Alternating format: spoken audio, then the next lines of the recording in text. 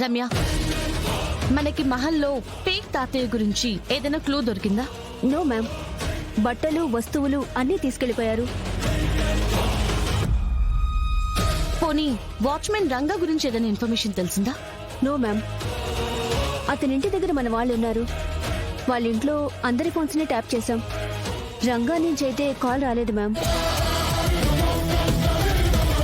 అసలు మీనంతాయారు నన్ను ఎందుకు కేసులో ఇరికించాలని చూస్తున్నారో అర్థం కావట్లేదు దాత్రి. ఇందులో అర్థం కాకపోవడానికి ఏముంది కేడి? మీనన్ కి తన నెట్వర్క్ కంప్లీట్ అవ్వాలంటే యువరాజ్ కావాలి. మరి యువరాజ్ మీనన్ కోసం ఎప్పుడు పనిచేస్తాడు? ఆస్తి తన పేరు మీదకి వచ్చినప్పుడు, కంపెనీకి సీఈఓ అయినప్పుడు. ఎగ్జాక్ట్లీ. అది స్పీడ్ గా అవ్వాలంటే వాళ్ళకున్న అడ్డు నువ్వొక్కడివే. అందుకే నిన్ను జైల్లోకి పంపిస్తే ఇంట్లో వదిన వీక్ అవుతుంది. యువరాజ్ పేరుకి తగ్గట్టు ప్రిన్స్ లా రాజ్యం ఏల్తాడు.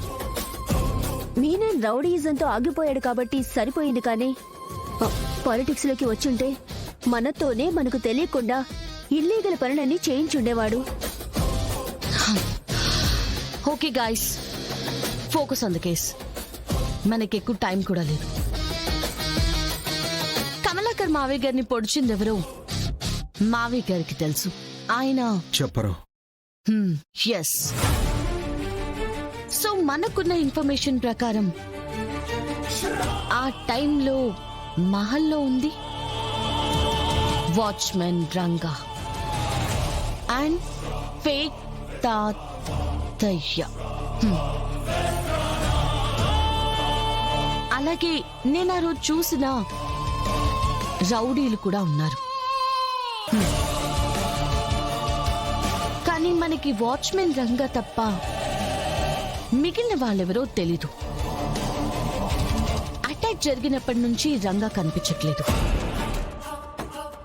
అంటే ఈ రంగా అటాక్ చేసి ఉండాలి, లేదా అటాక్ చేసిందెవరో చూసి భయపడైనా పారిపోయి ఉండాలి.